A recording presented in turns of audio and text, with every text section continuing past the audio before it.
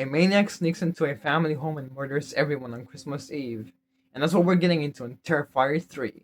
So, yeah, so we continue with with the characters from the last one in Terrifier 3, and we follow both siblings, Sienna and her brother Jonathan, and they're both just trying to move on with their lives, live normal, and just blend into normalcy. Even though they're both deeply scarred, they're both dealing with PTSD. Sienna is taking her pills. She's living with her aunt, uncle, and niece now. And Jonathan, on the other hand, is going to college. He catches his roommate, college roommate, getting hot heavy with his girlfriend. She turns out to be this true crime obsessed enthusiast. Tries to get a scoop on him.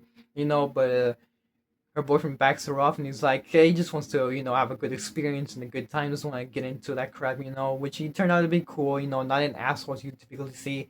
And so we also got this 5 year prior thing in which Terrifier's head alone was biting on someone, and the rest of him over there headless. I was cracking up. I was like, he's got cheat codes on, and then we continue current thing with Art. He's in this bar hanging with some people being silly, but then it turns bad and he kills everyone. And he takes the Santa Claus costume for himself, and there's this part of him in the mall, passing off as Santa Claus, and he gives presents to a whole bunch of kids, Then eventually, you know, one of the presents just goes, freaking taking out a whole bunch of people.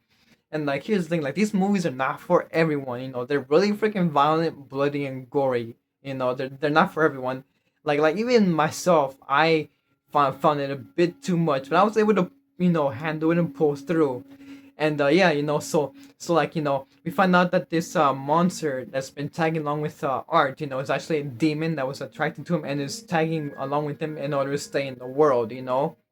And so you know toward the third act, Sienna, she, after the entire family has been,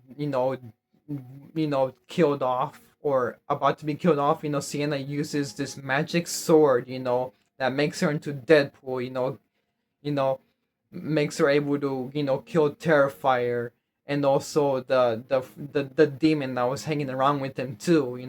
So like overall, this was a pretty freaking good, horror movie in holiday horror slasher, whatever. This was pretty good. I enjoyed it. I did. I liked it. I even found it,